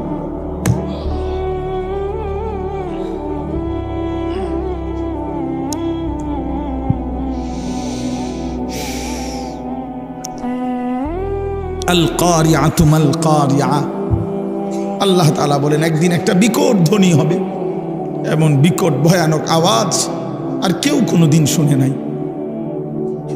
মাল কারিআ, বলো তো সেই বিকট আওয়াজটা কি? ওমা আদরাকা মাল কারিআ, আল্লাহ নবীকে বলছে, বন্ধু আপনি কি জানেন সেই বিকট ধ্বনিটা কি? আল্লাহ তাআলা বলে সেই ধ্বনিটাই হলো কিয়ামতের ধ্বনি। ইসরাফিল ফু দিবে, আর আমি আল্লাহ তাআলা এই গোটা কায়নাত একসাথে ভাঙতে থাকবো, ভেঙে চুরে ফেলবো। তখন কি আওয়াজ হবে? আচ্ছা বাপ, একটা 10 তলা বিল্ডিং যদি মাইন দিয়া বোমা দিয়া উড়াইয়া দেয়, কি পরিমাণ আওয়াজ হয়? একটা ডিস্ট্রিক্ট ট্রাক, এই যে রাস্তার ট্রাক, লরি, এগুলোর চাক্কা বড় বড়, এই ডিস্ট্রিক্টের চাক্কা যদি ব্রাস্ট হয়, কি পরিমাণ আওয়াজ হয়? 1 কিলো পরিমাণ চাইতে শোনা যায়, বোঝা যায় এটা ডিস্ট্রিক্ট চাক্কা ফুটছে। একটা ডিস্ট্রিক্ট ট্রাকের আওয়াজ এমন। একটা বিল্ডিং ভাঙলে কি পরিমাণ আওয়াজ হয়? ঢাকা শহরের সবগুলো বিল্ডিং যদি একসাথে ভাঙ্গা পড়ে, আওয়াজটা কেমন হবে চাচা? বিকট কি আওয়াজ হবে? হিমালয় পর্বতটা যদি ভেঙে পড়ে যায়, চুরচুর হয়ে যায়, কেমন হবে? তো আল্লাহ তাআলা বলেন, বান্দা এবার ভাবো তো, 7 আসমান আমি আল্লাহ একসাথে ভাঙ্গা ফেলবো, আওয়াজটা কেমন হবে? ইজাস সামাউন ফাতারাত, আসমান ভেঙে ভেঙে পড়বে, চুর চুর হয়ে পড়বে। কাচের মতো ভাঙতে থাকবে। ইদাল কাওয়াকিবুম তাসারাত, কোটি কোটি তারকারাজি খসে খসে পড়বে। মনে করেন এই লাইটগুলো সব একটা একটা করে ভাঙতেছে, কেমন হবে? এই লাইটগুলো, এখানে এই ছোট্ট প্যান্ডেলের এই লাইটগুলো যদি ভাঙতে থাকে, বলো না বন্ধু, যদি এই স্টেজ এখন ভাঙতে থাকে, তেরফালগুলো ছিটতে থাকে, বাঁশের খুঁটিগুলো যদি পড়তে থাকে, আর এইটুকু জায়গায় তখন আমাদের চিৎকার চেঁচামেচি কি পরিমাণ হবে? হ্যাঁ, এবার বলেন বন্ধু, আসমান ভেঙে পড়বে, তারকা ভেঙে পড়বে। অজুমিয়া শামসু ওয়াল কামার, সূর্য চন্দ্র এক হয়ে যাবে। ফাইদা বারিকাল বাসার, মানুষগুলোর চোখে ধাঁধা লাইগা যাবে। আল্লাহ বলছে ধাঁধা লাইগা যাবে, ভেবা চাকা খাইয়া যাবে। মানুষগুলো চিৎকার করে বলবে, হায় হায় বন্ধু, আসমান ভেঙে যায়, জমিন ভেঙে যায়, পাহাড়গুলো উড়ে যায়, সাগর নদী শুকায় যায়। কি পরিমাণ হাহাকার পড়বে। ইয়াউমা তারাউনাহা তাদহালু কুল্লু মুরদিআতিন আম্মা আরদাত। আল্লাহ বলেন, যে মা কোলের বাচ্চাকে দুধ পান করাইতেছিল, ইসরাফিল ফু দিলে জমিনের এই ভাঙচুর যখন শুরু হবে, পৃথিবীতে যখন ভূমিকম্প হবে, আল্লাহর কসম, কোরআনে আল্লাহ বলেন বন্ধু, মা তার আপন কোলের বাচ্চা ছুঁড়ে ফেলে দিবে। তাদাউ কুল্লু দাতি হামলিন হামলাহা, যে মায়ের পেটে গর্ভবতী নারী, সন্তান পেটে 9 মাসের 10 মাসের, মা এইভাবে চিৎকার দিয়ে দৌড় শুরু করবে, গর্ভের বাচ্চা নিজে নিজেই পড়ে যাবে। আল্লাহর কসম, এটা কোরআনের আয়াত।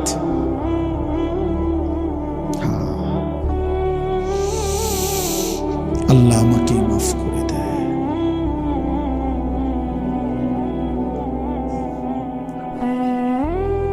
একবার দুইবার না, রং তামাশায় খুব দুইবার গেছো তোমরা ছেলেরা। তোমাকে বাপেও কিছু কয় না, মায়েও কিছু কয় না, কেউ কিছু বলে না। লাখ লাখ ছেলে পেলের চলাফেরা দেখলে বোঝা যায় কোনো অভিভাবক নেই, কেউ নাই। তার হাঁটা চলা দেখলে বোঝা যায় চুল কিরকম, পাও কিরকম, আড়ে কেমনে, ফ্যান্ট কিতা, হেতে কিতা, মানুষ না প্লাস্টিক, হাফ প্যান্ট না ফুল প্যান্ট, এটা কিতা, হ্যাঁ, করে কি কি করে না। একটা মোটর সাইকেল পাইলে এটারে বাপরে এত জোরে সারে, কুত্তাও এত জোরে দৌড়ায় না, কুত্তার তুনো জোরে দৌড়ায়, কুত্তার চেয়ে। কারণ তোরে কি কামড়াইলো, তোরে কোন কুকুরে কামড় দিল, তুই এরকম জোরে ছাড়লি কেন? এটা কি ব্যারামটা কি তো? হ্যাঁ, এটা যে এত জোরে ছাড়লে বলে না মানুষে দেখবো, আমার এটা মানুষে দেখবো, কিন্তু তো গেছই না, বোঝেন না কথা। মানুষের চাইতে চাইতে তো তুমি চক বাজার, তুমি যে এত জোরে ছাড়ছো যে মানুষের যে কত মনোযোগ দিয়া চাইবো, এই টাইম তো না, এটা যেই জোরে ছাড়ছো, এটা তুমি তো গেছো চক বাজার, বেড়া নয় না সুবর্ণ।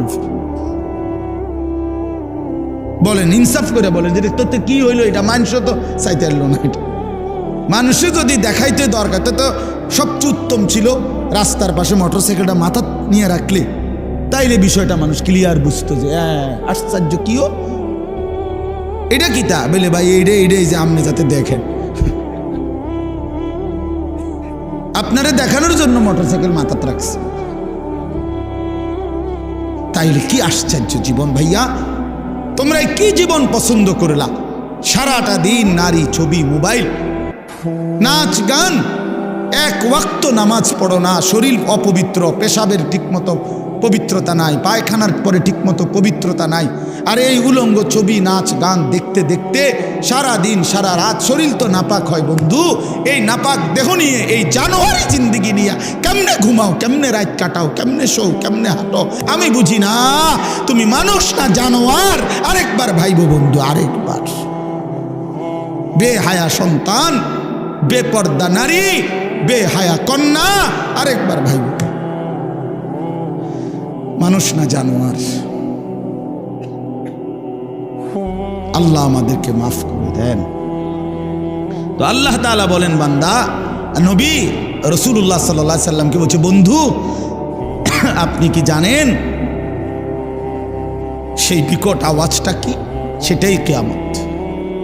সব ভাঙবে, সব ভাঙবে। আপনি কি মনে হয় এটা হইবে নি? আসলে কথা বলেন না কেন? ছেলেরা বলো না ভাইয়া, হবে এটা? 100 কিয়ামত হবে, পৃথিবী ধ্বংস হবে। কারণ আল্লাহ তাআলার কোনো কথা বন্ধু শত্রু কারো কাছেই ভুল প্রমাণিত হয় নাই। বুঝেন নাই? মানে আমরা ইমানদার, আমাদের গবেষণাতেও কোরআনের সব কথা সঠিক, সমস্ত কাফের মুশরিক বেঈমানদের গবেষণাতেও কোরআনের সব কথা সঠিক। তাই তার মানে কি, বন্ধু শত্রু সবার কাছেই কোরআন কি সঠিক। রাসূলুল্লাহ সাল্লাল্লাহু আলাইহি সাল্লামের জিন্দিগির 23 বছরের একটা সুতা 23 সেকেন্ড বন্ধু শত্রু সবার কাছেই সর্বশ্রেষ্ঠ। বলেন, রাসূলুল্লাহ সাল্লাল্লাহু আলাইহি সাল্লামের জীবনের একটা মিনিট, একটা ঘন্টা, একটা সেকেন্ড দুশমনরাও পরীক্ষা করছে। আজকে 1450 বছর ধরে শুধু রাসূল সাল্লাল্লাহু আলাইহি সাল্লামকে নিয়ে আমরা শুধু বলি আর ভাবি এমন না, কাফের বেঈমানরাও ভাবে, গবেষণা করে, এই নিয়ে বিশ্লেষণ করে, কিন্তু তিনি সবার কাছেই শ্রেষ্ঠ। বন্ধুও পরীক্ষা করে দেখছে তিনি সর্বশ্রেষ্ঠ, দুশ্মনেও পরীক্ষা করে দেখছে তিনি সর্বশ্রেষ্ঠ। তিনি সুন্দর, নবী সাল্লাল্লাহু আলাইহি সাল্লামই সবচেয়ে সুন্দর। তার সব কথাই সঠিক, তার সব কথাই যৌক্তিক, তার সব নড়াচড়া পর্যন্ত সর্বাধিক সুন্দর, সবচেয়ে স্মার্ট, সবচেয়ে সুন্দর। তিনি হাসলেও সুন্দর, তিনি কাঁদলেও সুন্দর। নবী সাল্লাল্লাহু আলাইহি সাল্লাম কথা বললেও সুন্দর, চুপ থাকলেও সুন্দর। চুপ থাকলো, নবীজির বহু সাহাবীরা আছেন, নবীজি যখন চুপ থাকতেন, কথা বলতেন না, তখনও ওনার দিকে তাকায় থাকতেন।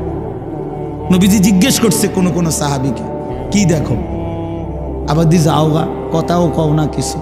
এক কালো হাবশি সাহাবী একদিন বলছিল, ইয়া রাসূলুল্লাহ, আমি তো কালো মানুষ, যখনই মনটার মধ্যে কোনো কষ্ট লাগে, ব্যথা লাগে, দুঃখ লাগে, দুনিয়ার তেমন কিচ্ছু আমার নাই, তো মনটায় কষ্ট লাগলে, অস্থিরতা লাগলে দৌড়াই আপনার কাছে আসি, আপনার ওই পবিত্র চেহারার দিকে তাকাই, সব ভুলে যায়, দুঃখ বেদনা সব ভুলে যায়। তো এখন কেন আসছো? বলছি, ইয়া রাসূলুল্লাহ, আজকে একটা কথা বলতে মন চাচ্ছে। এই সাহাবী, তাফসিরে আছে সূরা নিসা, এই কালো সাহাবী বলছি, ইয়া রাসূলুল্লাহ, আজকে একটা কথা বলতে চাই। বলছে, বলো। বলছে, এখন তো আমি যত সাধারণই হই না কেন, এই দুনিয়ায় তো আপনারে দেখে দেখে আমার কলজা ঠান্ডা করি, দিল ঠান্ডা করি।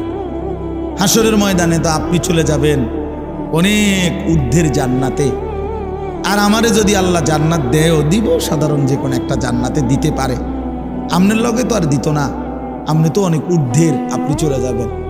এখন আমার জানার বিষয় হলো, আমি যদি জান্নাতে গিয়া আপনারে না দেখি, খোদার কসম নবী, ওই জান্নাতে থাইকেও তো আমি আরাম পাইতাম।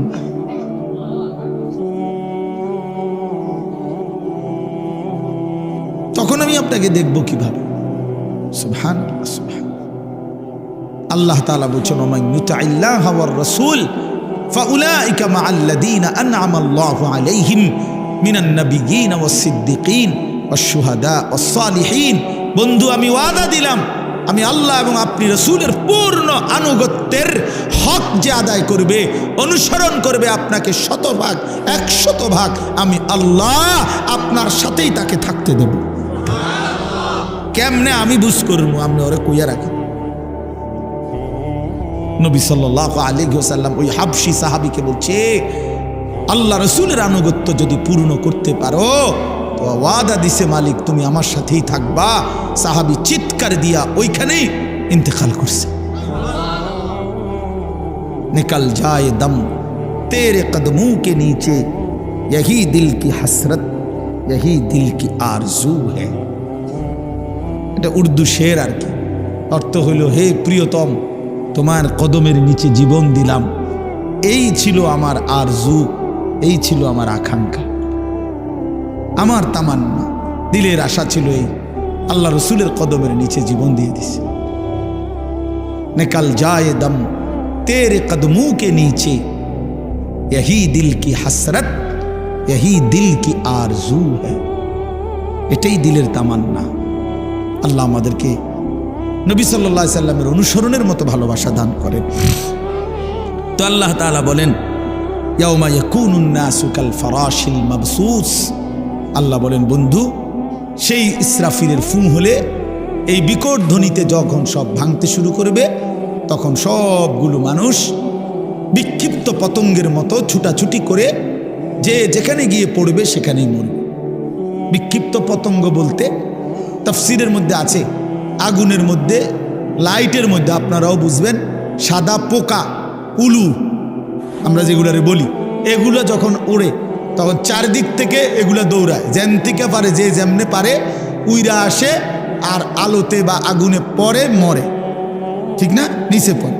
তো আল্লাহ তাআলা বলেন ইসরাফিল যখন ফুঁ দিবে, পৃথিবী যখন সব কিছু ভাঙতে শুরু করবে, মানুষগুলো এরকম বিক্ষিপ্ত পতঙ্গের মতো যে যেদিকে পারে ছুটাছুটি শুরু করবে, আর ছুটতে ছুটতে দৌড়তে দৌড়তে যে যেখানে গিয়া পড়বে, দম পড়ে যাবে, মনে করুন পড়ে যাবে, ওইখানেই মরবে, ওইখানেই নিচে কবরে চলে যাবে।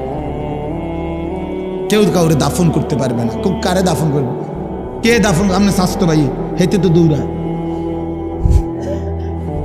বুঝেন না আপনার কথা? আপনি স্বাস্থ্য বাহিনী আপনার দাফন করবে, ওই তো আরো আগে দৌড় দিছে, ওই গিয়া সান গিয়া চক বাজার ফার হয়ে কান্দির ফার, সবে তো দৌড়াইতেছে, বুঝেন নাই?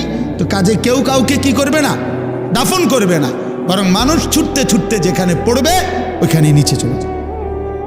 অতাকুনুল জিবালু কাল ইহনিল মানফুস। তুলা যে ধুনায়, আপনারা দেখছেন ওই যে লেফ তোষক বানাইবার আগে তুলারে কি করতে হয়, ধুনতে হয়, মেশিন দিয়েও হয়, আবার লাঠি দিয়ে বাইরে বাইরেও তুলারে আলাদা আলাদা করে। তো এই তুলা যখন ধুনায়, তখন তুলাগুলো সামান্য বাতাস লাগলেই উঠতে থাকে। আল্লাহ তাআলা বলেন এই ধুনিত তুলা, ধুনানো তুলার মতো পাহাড়গুলো সব উঠতে থাকবে। এইটার অর্থ এভাবেই পৃথিবী ধ্বংস হবে, হাসরের মাঠ কায়েম হবে। فأما من ثقلت موازينه فهو في عيشة راضية।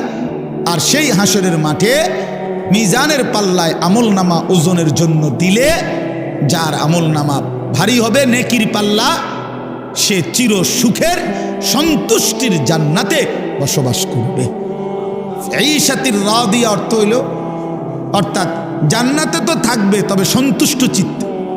একটা হইলেও মনে করেন খুব ভালো খাইতে দিছে, কিন্তু ভিতরে ভিতরে একটা ডর আছে যে খাইতে তো দিছে, একটু পরে তো খুব বাইরে যাও, তাইলে একটা টেনশন কাজ করে। আবার আল্লাহ তাআলা বলেন না, আমার বান্দা সন্তুষ্ট চিত্তে জান্নাত ভোগ করবে, যে আর কোনো দিন এক সেকেন্ডের জন্য তাকে বের করা হবে না। আল্লাহ নিজে ঘোষণা দিবে, বান্দা আজকের পর থেকে আর কোনো দিন আমি তোমার উপরে অসন্তুষ্ট হব না। ওয়া আম্মা মান খাফফাত মাওয়াজিনুহু, এই শেষ কথা শুনেন, আর যার আমল নামায় নেকির পাল্লা হালকা হবে, গুনাহ ভারী হবে, ফা উম্মুহু হাভিয়া, তার ঠিকানা হাভিয়া নামক জাহান্নাম। হাভিয়া জাহান্নাম যে সাতটি, এই সাতটি জাহান্নামের একটির নাম হলো হাভিয়া। কি নাম? ওয়ামা আদরাকা মা হিয়া। আল্লাহ তাআলা নিজে বলেন, আহা, নবীজিকে বলতেছেন, বন্ধু জানেন ওই হাভিয়া জাহান্নামটা কেমন ভয়ানক?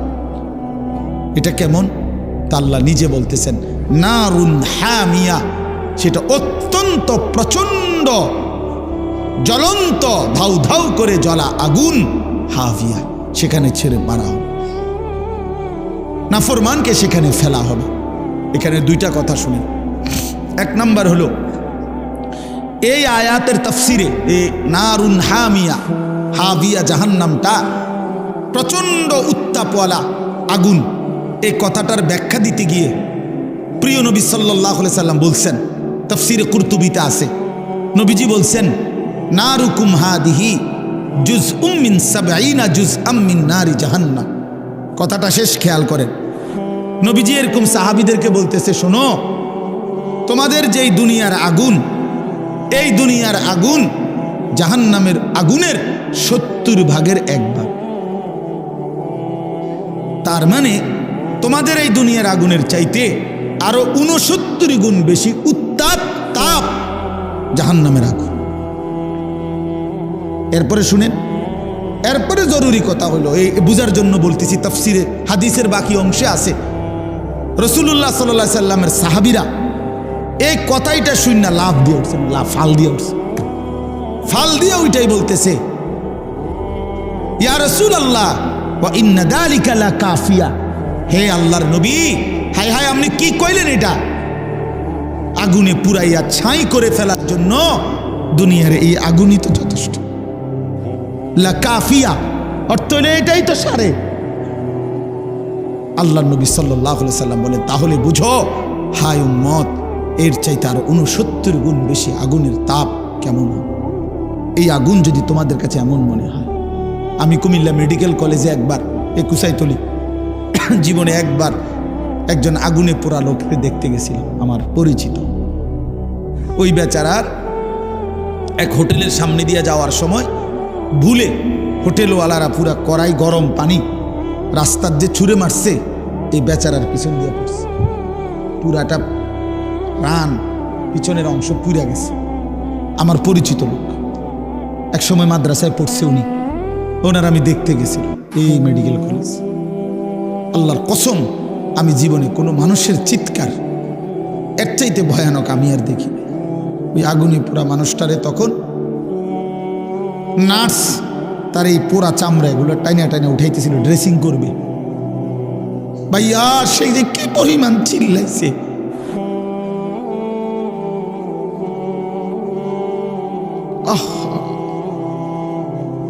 এমন চিৎকার, তার মানে এগুলো যে ছিটতেছে, পোড়া চামড়া এগুলো উঠাইতেছে।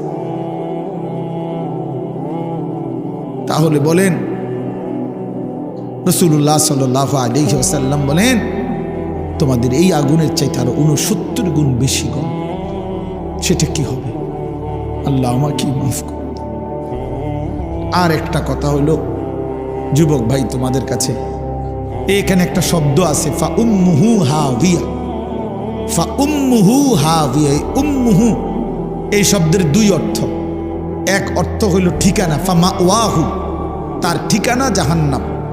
আরেকটা অর্থ আছে, এই তাফসিরে আছে, ইয়াহবি রাসাহু। তাফসিরের মধ্যে লিখছে, অর্থ হইল যখন আমলনামা হালকা হবে, গুনার পাল্লা ভারী হবে, তখন এই ফেরেশতা আল্লাহর কসম মাথার সামনের এই চুলের অগ্রভাগ কাপ কইরা ধইরা, চুল ধইরা, ইয়াহবি রাসাহু, এ তার মাথা ধইরা, চুল ধইরা, তারে ফেরেশতা একটা টান দিয়া দাঁড়ানোর থেকে মাটিতে ফেলে দিবে। একটা টান দিয়ে মাটিতে ফেলেই একটা লাথি দিয়া জাহান্নামে ফেলে দিবে। এই জন্য দোস্ত, এই মডেলিং, এই চুল রেডি রাখো। এই যে পাঙ্কু চুল, এই বাহারি চুল রেডি রাখো হাসরের ময়দান পর্যন্ত, যাতে করে জাহান্নামের ফেরেশতা ধরতে সুবিধা হয়, ধরতে সুবিধা হয়। কার থেকে দেখা মুসলমানের নওজোয়ান এই চুল শিখলা? কার থেকে দেখা? কার থেকে দেখা? ইহুদির মডেল, খ্রিস্টানের মডেল, হিন্দুর মডেল, বৌদ্ধের মডেল, নাস্তিকের মডেল, মুরতাদের মডেল, আল্লাহদ্রোহী দুশ্মনের মডেল ছাড়া আর কি এগুলো? তার মানে ওরা তো নিজেই জানে ওদের ঠিকানা জাহান্নাম। তো জাহান্নামীদের সাদৃশ্য যার, তো তার চুল তো এমনই হবে, তার চুল তো এমনই হবে। এটা তো এতটুকু বোঝা উচিত, এতটুকু তো বোঝা উচিত। কোরআন শরীফে আছে, আমি এখন দেখাই। এই যে আল্লাহ তাআলা বলছেন, ইন্নাল্লাযীনা কাফারু, ওই ভাই শুনতেছেন আপনারা? ইন্নাল্লাযীনা কাফারু মিন আহলিল কিতাবি ওয়াল মুশরিকিনা, নিশ্চয়ই যারা আহলে কিতাব ইহুদি খ্রিস্টান বেঈমান এবং যারা মুশরিক তাদের সকলেই ফি নারি জাহান্নামা খালিদিনা ফিহা। হ্যাঁ, ওমাইটা কোরআন শরীফের আয়াত ঠিক নি মানে ঠিকই উর্ফি দিয়ে কিতা আরো হিটা কর, এটা কিসের আয়াত?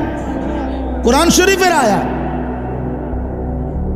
ফি নারি জাহান্নামা খালিদিনা ফিহা। আরো রয়েছে ভাইয়া, এই আরো রয়েছে উলাইকা হুম শাররুল বারিয়া। আল্লাহ তাআলা বলেন ওদের ঠিকানা হবে চিরস্থায়ী জাহান্নাম, আর ওরাই হলো শাররুল বারিয়া, আল্লাহর সৃষ্টির সর্বনিকৃষ্ট জীব, সর্বনিকৃষ্ট শাররুল বারিয়া, শাররুল বারিয়া। এই জন্য জামাতে, লেবাসে, পোশাকে, চেহারাতে, চুলে, সামনের দিক দিয়া, চুলের দিক দিয়া, শরীরে, পোশাকে মনে রাখেন বেঈমানের সাদৃশ্য যারা ধারণ করে আছেন নিজের হিসাব মিলাইয়া নিয়ে। 2 এ 2 4 হয়, 4 এ 4 8 হয়, 8 দুগুণে 16। বুঝেন নাই নাকি? 2 এ 2 6, এমনি মিলাই হিসাব মিলাইয়েন। উলাইকা হুম শাররুল বারিয়া, ওরা সর্বনিকৃষ্ট জীব। আল্লাহ বলছেন সমস্ত কাফের সর্বনিকৃষ্ট। আল্লাহ আমাদেরকে বুঝ দান করেন। আল্লাহ তাআলা আজকের এই মাহফিল কবুল করে নেন। চলেন ফিকির করি, আখিরাতকে বিশ্বাস করে, কবরকে ভয় করে, পরকালের চিন্তাকে মাথায় রেখে আমরা প্রত্যেকে ইনশাআল্লাহ জিন্দেগি সাজাবো। বলেন ইনশাআল্লাহ। যুবক ভাই নামাজ পড়ো, নামাজ পড়ো। ভাইয়া আমার নামাজ পড়ো, ভাই নামাজ পড়ো, বোন নামাজ পড়েন। বাবারা হারাম রোজগার ছেড়ে দেন। আপনারা জানেন না, আপনারা হয়তো অনেকে বুঝতেছেন না। ইনশাআল্লাহ আমরা সারা পৃথিবীর উলামায়ে কেরাম এটা বুঝতেছে, বলতেছে আগামীর পৃথিবী শুধুই ইসলামের পৃথিবী। হ্যাঁ হ্যাঁ, আগামীর পৃথিবী শুধুই ইসলামের, আগামীর পৃথিবী শুধুই কোরআনের। শুধু বাংলাদেশ না, সারা পৃথিবীতে মজলুমের বিজয়, সারা পৃথিবীতে মজলুমের বিজয়, ইমানদারের বিজয় ইনশাআল্লাহ। 54 বছরের জালেম স্বৈর শাসক ফ্যাসিস্ট অন্যায় রাজত্ব কায়েম করেছিল মুসলমানদের সবচেয়ে গুরুত্বপূর্ণ একটি দেশ সিরিয়াতে। এই সিরিয়ার জালেম বাপ পুত মিলে 2 জালেম 54 বছর মানুষের উপরে লক্ষ লক্ষ মুসলিম নারীকে বেইজ্জতি করছে, নির্যাতন করেছে, পুরুষদেরকে শহীদ করেছে। ওই জালেম 8ই ডিসেম্বর পলাইছে।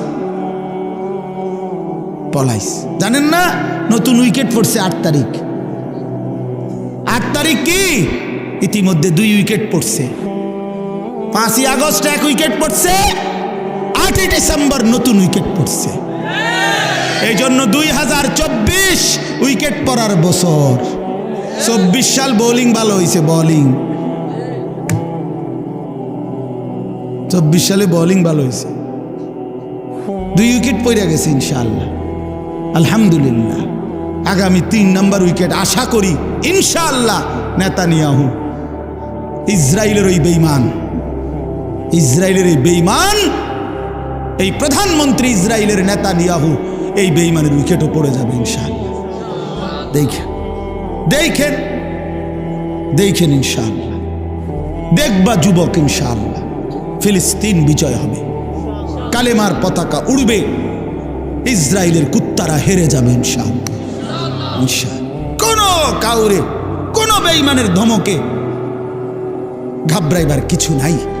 ওই ভারতীয়দের ধমক আমরা 2 পয়সাও গণার ধরি না। 130 কোটি না বেটা, তুই 230 কোটির মোকাবেলায় আমাদের একজন আল্লাহ, তিনি যথেষ্ট বেটা। হাসবুনাল্লাহ, হাসবুনাল্লাহ বলে, হাসবুনাল্লাহ, আল্লাহই যথেষ্ট। আলু বন্ধ করে দিবে, আলু, পেঁয়াজ তার আব্বার পেঁয়াজ, আলু তার বাপের, পেঁয়াজ তার বাপের, মোদির আব্বার পেঁয়াজ, মোদির বাপের আলু। তোর বাপের আলু বেটা, তোর বাপের পেঁয়াজ বেটা। তোদেরকে যিনি পেঁয়াজ, আলু, আটা, তোদেরকে যিনি 24 ঘন্টা খাওয়ায় পড়ায়, তিনি তো আমার আল্লাহ বেটা। তোর কি বেটা? কথা বলেন না কেন? ইন্ডিয়ার ওই বেঈমানদেরকে পালে যিনি, খাওয়ায় যিনি, তিনি কে? আমার আল্লাহ। আমার কে? আমাদের বলবেন না, বলেন আমার আল্লাহ। তোর কি বেটা, তোদের মূর্তি ছাড়া আছে গীতা বেটা? হ্যাঁ, আল্লাহ আমার আল্লাহ তোদেরকে খাওয়ায়, আমারে দমক দেয়। বেউকুফ না এগুলা, কি কয় এগুলা? মন্ডা আটটা যাইয়া কন্যাই। হ্যাঁ, কয় কি বেটা? সংখ্যা দিয়ে হিসাব মিলায় বাংলাদেশের দামাল নওজোয়ান এক ফোঁটা রক্ত থাকতে 56,000 বর্গমাইলের 1 ইঞ্চি জমিন কোন বেঈমানের কাছে আমরা ছেড়ে দেব না ইনশাআল্লাহ। কোন আমার পুতের লাগা আমি বুঝ করে লইছি বেটা। আমার সন্তানকে আমি বলেছি, বাপ হয় আমি মরবো নয় তুই মরবি, আল্লাহর জন্য জান আমিও দিতে রাজি, তুইও রাজি বেটা, কিন্তু 1 ফোঁটা রক্ত থাকতে এই জমিন, মুসলমানের জমিন, এটা কোনো বেঈমানের হাতে যাবে না ইনশাআল্লাহ। বাংলাদেশের জমিন ইন্ডিয়ার জমিন না, এটা বাংলাদেশের জমিন, এটা কালেমাওয়ালার জমিন, এটা মুসলমানের জমিন, এটা কোরআনের জমিন। এখানে ফজরের আজান শুনে আমাদের ঘুম ভাঙ্গে, বলেন আলহামদুলিল্লাহ। আমরা কোনো বেঈমানের ভ্যা ভ্যা শুনি না, আমরা ভ্যা ভ্যা, আজান শুনে জাগি ইনশাআল্লাহ। আল্লাহ তাআলা সব নওজোয়ানকে আহ্বান করলাম, যুবক ভাই নষ্ট হইও না, চরিত্রহীন হইও না।